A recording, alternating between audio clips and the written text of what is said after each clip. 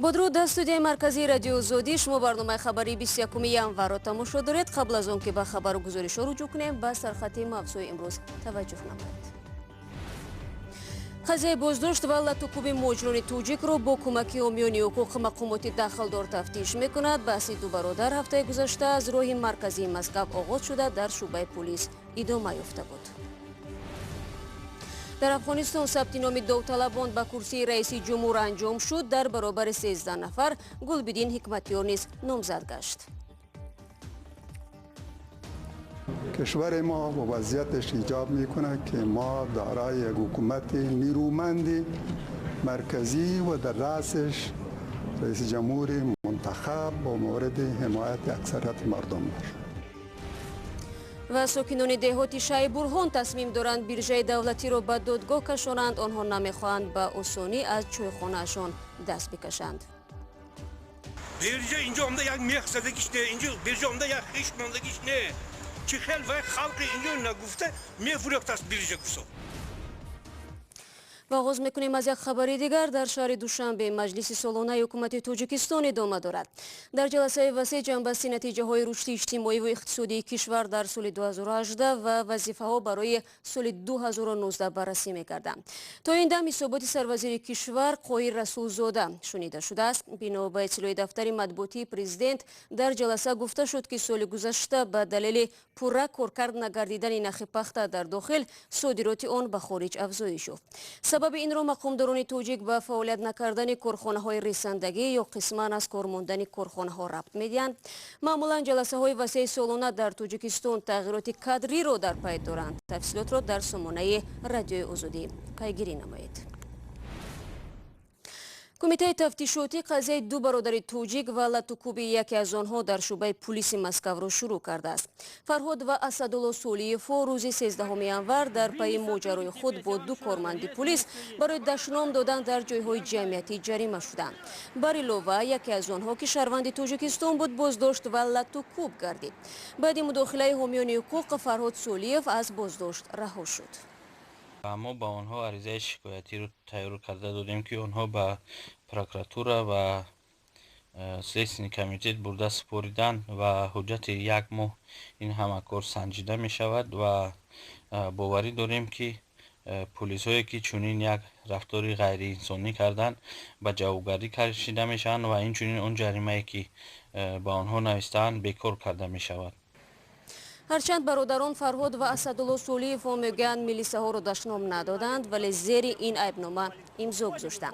طور بعدا معلوم شد آنها با توصیه حامیان حقوق مهاجران این عیبنامه را پذیرفتند تا اینکه بعدا از روی عمل کارمندان پلیس به مقامات داخلدار شکایت نمایند. ضمن جریان بحث این دو برادر با کارمندان حفظی حقوق ثبت شده بود در اختیار کمیته تفتیشاتی و دادستانی واگذار شده است. شما برنامه خبری озодӣ را تماشا دارید. اول اجازت بعد بزکشی. در تاجیکستان مقامات از دوستداران بزکشی طلب کردند که قبل از تشکیل هر یک سبقت از اداره ورزش شهر و یا ناحیه اجازت نامه بگیرند.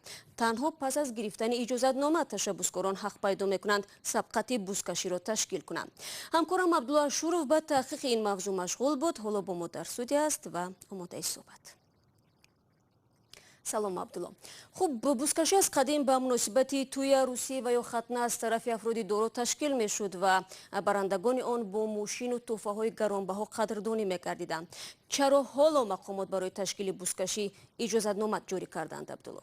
سلام شهلا. واقعا سبقت بزکشی یک نوع ورزش خیلی معروف و معمول در تاجیکستان است. طور مقامات در صحبت با ما گفتند دایر کردن بزکشی به مناسبت توی عروسی و یا ختنه سور موافق قانون تنظیم منع کرده شده است و اگر کسی هم به مناسبت توی بزکشی تشکیل کند او را جریمه های هنگفت منتظر است. اما مقامات میگویند دوستداران این ورزش می توانند چنین سبقت ها را دایر کنند در علاهیدگی بدون توی، ولی تشبسکاران باید نخست نقشه خود را با فدراسیون چاواندازان و پایگاه های اسب دوانی و اداره ورزش محلی زیستشان موافقت کنند. تنها پس از اجازت رسمی اداره ورزش با ذکر سنه و مهلت تشکیل سبقت تشبسکاران می توانند سبقت بزکشی را доир کنند. در غیر صورت تشکیل بزکشی غیر قانونی دانسته می شود و مقامات می توانند تشکیل کنندگان آن را جریمه بندند. اما به هر حال به من نفهمم ماند عبدالله که هدف از جوری کردن اجازتنامه چی است؟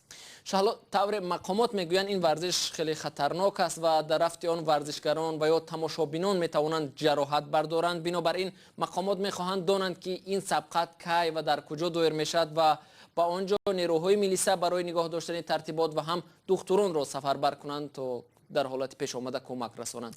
خب عبدالله، طور گفته بودی بزکشان حتی فدراسیه دارند و رهبری آن بر ذمه شیر محمد شایحان است. آیا بجز او باز هستند سیاستمدارانی که به این ورزش میل دارند؟ بله هستند و خیلی زیاد. انشاءالله اگر در خارج گلف و یا لیژرانی کوهی ورزش برای ثروتمندان و اشرافزادگان اعتراف شده باشد، ثروتمندان در تاجیکستان به بزکشی و پرورش اسب مشغولند.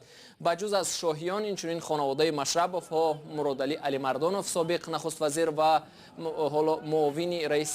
معاون رئیس اگرومینیس بانک، اینچنین بهزاد فیض‌الله زاده رئیس شرکتی موبیلی و ویلان اسب‌های تازی و بزکشی دارند و در سبقت‌های تاجیکستان و حتی بیرون از آن شرکت می‌کنند. در منطقه رشت قناعتشاه لایق‌زاده رئیس این ناحیه و همچنان عضو مجلس ملی نیز از دوستداران این ورزش است و اسب‌هایش در مسابقات ورزشی اشتراک میکنند. دوستداران این ورزش میگویند در برخی از سبقت‌ها راوی‌ها از غالب آمدن اسب‌های مربوط به رستم امامعلی رئیس شهر دوشنبه نیز گاه‌ها اعلان میکنند. عموما داشتن اسب تازی و شرکت در سبقت‌های بزکشی در تاجیکستان عملاً نشانی آن است که تو شخص خیلی ثروتمند هستی و واردی کلوبی رده اول شخصانی دارا و سیاستمدارانی پرنفوذ هستی، چون پرورش و نگاه داشتن اسب تازی خرجات زیاد دارد. خودی اسب بزکشی نیست نرخ گران دارد.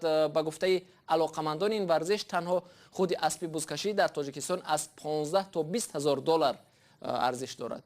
فهم. تشکر عبدالله برای صحبت فراگیر. خب من برنامه را ادامه میدهم. دیروز در افغانستان مهلت ثبت نام داوطلبان به مقام نامزدی رئیس جمهور انجام یافت و کمیسیون انتخاباتی 14 نفر را به قید گرفت. انتظار می رود که انتخابات پرزیدنتی در این کشور تابستان امسال برگزار شود. اسم داوطلبان به کرسی رهبری افغانستان را از اسکندری خواجه میرزاده میشنوه. روز یکشنبه 20 ینور در آخرین روز قیدگیری نامزدهای کرسی ریاست جمهوری افغانستان، پرزیدنت کنونی این کشور اشرف غنی همچون نامزد ثبت شد. انتخابات پرزیدنتی افغانستان 20 ایول دایر می شود. پیشنهاد صلح برای نخستین بار از آدرس من صورت گرفت و این تیم متعهد به صلح است و صلح می آوریم. روز یکشنبه رقیب اساسی غنی در انتخابات پرزیدنتی سال 2014 رئیس حکومت اجرایی افغانستان عبدالله نیز نامزدیش را برای سبقت در انتخابات پرزیدنتی افغانستان پیشبری و در کمیسیون مستقل انتخابات افغانستان ثبت نمود. این تیکت فرصت جلب اعتماد مردم و بالاخره در خدمت قرار گرفتن مردم داشته باشند. سال 2014 غنی و عبدالله به موافقت رسیده بودند که حکومت ائتلافی تشکیل کنند و رهبر اجرایی این حکومت که به مقام سروزیر شباهت دارد عبدالله تعیین شود. در میان داوطلب‌های دیگر کرسی پرزیدنتی افغانستان در انتخابات پرزیدنتی سال 2019 سابق مشاور امنیت ملی افغانستان محمد حنیف اتمر و سابق سروزیر افغانستان کلبالدین حکمتیار یاد شدند. ما طرفدار نظام فدرالی نیستیم. ما طرفدار نظام صدارتی هم نیستیم. کشور ما و وضعیتش ایجاب میکنه که ما دارای یک حکومت نیرومند مرکزی و در رأسش رئیس جمهور منتخب با مورد حمایت اکثریت مردم باشه. اصلا انتخابات پرزیدنتی افغانستان باید در تاریخ 20 اپریل برپا میشد، ولی با سبب‌های امنیتی، فنی و مالی این معرکه به مدت 2 ماه به تأخیر گذاشته شد. برنامه را ادامه میدیم. بنیاد دیوار در یک روستای ولایت ختلان باعث بحث و جنجال بین همسایه‌ها شده است. جانب ناراضی دعوا دارند که دیوار خانه غیر قانونی بنیاد شده است و بر روای ساکنان مشکل ایجاد میکند. اما صاحب دیوار میگوید راه کسی را تنگ نکرده است.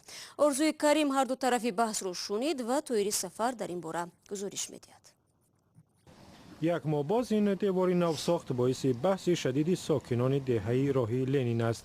ساکنان میگویند این مرد که از خیشان رئیس دهه است غیر قانونی راهشان را بست. راهی که 40 سال شد میگشتن، امر گرفتن، رجعت کردن نکردن، محکم کردن، یگان تنیسته را حل کنند. اینا رجعت ماش هست. طایر عبدالنظرف میگوید حدود دیوار کشیده راه نبود. او قانون را ویران نکرده است و دیوار کردن اینجا حق قانونی اوست. سر خودش داکیومنت زمان کامته دومده دیگه نماشون. تخریه زمان تخریه. یک ماه پیش این جوی آب راه را دو تقسیم میکرد و بستن یکی از آنها روایی مردم را دشوار کرده است. این راهی که هست بارکه که ماشین مایده میفروه میبره از زمستانه ماشین کلان برآمدن نمیتونه. این گردش برای همین ماشین کلانه. مردم همچنین دعوا دارند که این راه به زمین‌های کشاورزی میبرد و تنگ کردن آن روای تراکتورها را در آوان کشت و حاصل قنداری مشکل میسازد. مردم ناراضی که چون محکم میگه سرکت دارم. طایر عبدالنظرف گفت دیوار کردن اینجا مسئله نیست، بلکه همسایش علیشیر به خاطر منفعت‌های خصوصی این بحث را به میان آورده است. کانال است 2 متر سنبول خودش راه خودش تنگ کرده. ساکنان بی‌طرف که موضوع بحث را خوب می‌دانند بستن راه را از طرف طایر عبدالنظرف درست نمی‌حسابند. راه محکم کرده اینو درسته. راه محکم کرده مثال گم. این راه نبود، نگه او راه بود، او راه محکم کرده. مقامات به رادیو آزادی گفتند بستن این راه خلاف قانون نیست. طایر عبدالنظرف می‌خواهد بینای دیوارش به انجام برسد. ساکنان گفتند با تقاضای خود بر سر نبستن راه پافشاری خواهند کرد. بینندگان عزیز، این گزارش بر اساس مراجعت کاربر آزادی ویدیو تهیه شده است. اگر شما نیز گفتنی خبر و عکس و ویدیوی جالب دارید طریق واتساپ، وایبر و یا ایمو با رقم +420 724 05 66 18 به ما فرستید. در لیناباد باشد ساکنان دهه در ولایت سوخت از آن شکایت دارند که چایخانه به قولشان مردمی آنها صاحب ملک پیدا کرده است. این مردم میگویند آنها را میخواهند از مکانی که جای صحبت و استراحتشان بود محروم نمایند، در حالی که به ادعای پیرانسالان ده چایخانه را با زحمت و از کیسه خودشان آباد نمودند. گزارش را در این باره عبدالله شرف تقدیم میکند. تاجیکان چایخانه را چندین سالها مکانی مشورت و مصلحت میدانستند. هر محل و هر ده و هر شهر یک چایخانه داشت. این چایخانه دویم مکتب حساب میشد. چایخانه رحمتبای را مردمی شیخبورҳон میراثی فرهنگی میدانند، چون که چهره های مشهور آنجا آن را نقش بندی کردند و قدم جای آنهاست. مقصود نقاش ساخته شاگردانشان کردی. میراث این هم میراث. نقشی که هست در سر. این هم یک جلسه مردم با صاحبکار است که دعوا دارد مکان را 2 سال پیش در مزایده از دولت خریده است. حالا هم قرار بودجت و همش تخ شد با مقصدی همجا با چایخانه جه من خونه که دروازه مونده کلف که دونش در زندگی نمیکنم همین چایخانه دیگه اخی آباد کن گفتم تمام. ساکنان میگویند این مکان یک جای جمعیتی بود و آنها با مبلغ و دست خود آن را ساخته آباد کردند. میپرسند چرا دولت چایخانه آنها را فروخته است. این خطاگی شدگی اینجا جای نیاگان این خونهش به خودش بیتگیش نه میساخت. صاحبان نوی این چایخانه میگویند در بینای جدید یک گوشه برای موی سفیدان ده جدا خواهند کرد که چای و طعامش بی پول می شود. دوشیانه میکنیم، یک قسمش برای محاله با رایگان میکنیم، هم زمستانه هم بهارانه برای موی سفیدان محاله مسجد در برای محاله.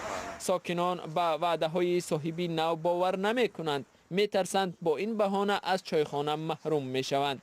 من میکنم میگه تو وقتی شدم بعد من ساختی من پول دادم میگه حالا پیبو که میمونم میگه اون وقت خوشه بدون خودی میگه بدون من